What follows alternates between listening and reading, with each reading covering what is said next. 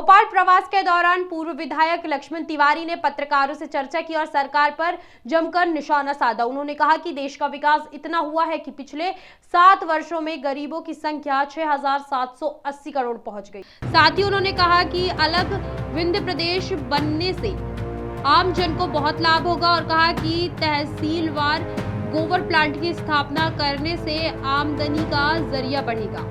Retake first. Lakshman Tiwari ने सीधी जिले में घटित घटना में पत्रकारों के साथ अभद्र की जहां एक और निंदा की है, वहीं उन्होंने कहा कि सरकार के कंट्रोल में लॉ एंड ऑर्डर नहीं। वार्ता में प्रमुख रूप से गोपाल शर्मा, राम शंकर तिवारी, वीरेंद्र मीणा, राकेश टीपी अग्निहोत्री, गोपाल तिवारी सहित दर्जनों लोग उपस्थित थे। लगातार विंध्य प्रदेश और गोबर प्लांट की बात कर रहा हूँ।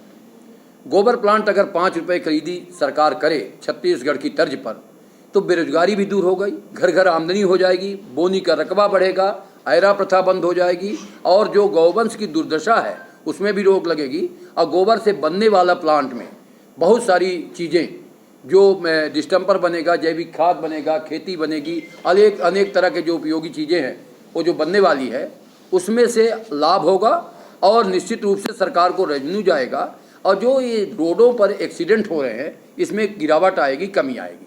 और विंध्य प्रदेश जो हमारा पूरे मध्य प्रदेश की सरकार ही चल रही है, न केवल आर्थिक तरीके से, मैं तो ये कहूँगा चैलेंज के साथ और बड़े गर्व के साथ कि जिस तरह से विंध्य प्रदेश से वहाँ से विधायक और सांसद जीत के आए हैं, उनके कारण ही ये सरकार मध्य प्रदेश की चल रही है और उसकी लगातार उपेक्षा हो रही है।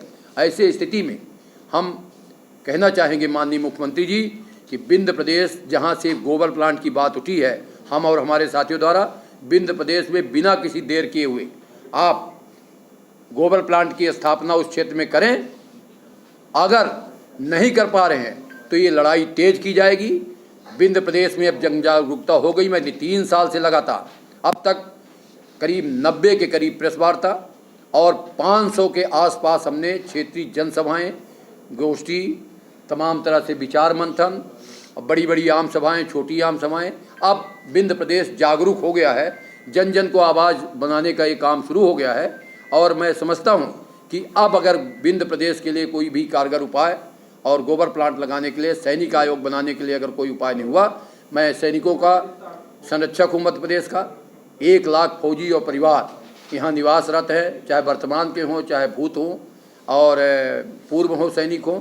हम सब लोग ये मांग करते हैं कि सैनिकों की दशा और दिशा सुधारने के लिए सैनिक आयोग मध्य प्रदेश में बने। इन्हीं तमाम विषयों को लेकर आज प्रेस कॉन्फ्रेंस यहाँ आपके बीच किया। विंध्य प्रदेश बनाने की बात मैं नहीं कर रहा हूँ, विंध्य प्रदेश लौटाने की बात कर रहा हूँ। विंध्य प्रदेश हमारा था, विंध्य प्रदेश हमारा अस्तित्व में था। 6 साल तक विंध्य प्रदेश अस्तित्व में रहा है। जब छोटे छोटे राज्य अलग बन गए, पंडित अटल बिहारी वाजपेयी जी की ये मंशा थी कि छोटे राज्य बनने से विकसित होगा। और आप देख भी रहे हैं, चाहे उत्तराखंड हो, चाहे छत्तीसगढ़ हो, चाहे अन्य रांची के इलाका हो, चाहे तमाम तेलंगाना का इलाका हो, छोटे राज्य बनने से विकास होता है। और ऐसे स्थिति में हमारा राज्य तो अलग था ही, तो मैं तो लौटाने की बात कर रहा हूँ कि हमारा पुराना विंध्य प्रदेश लौटाओ।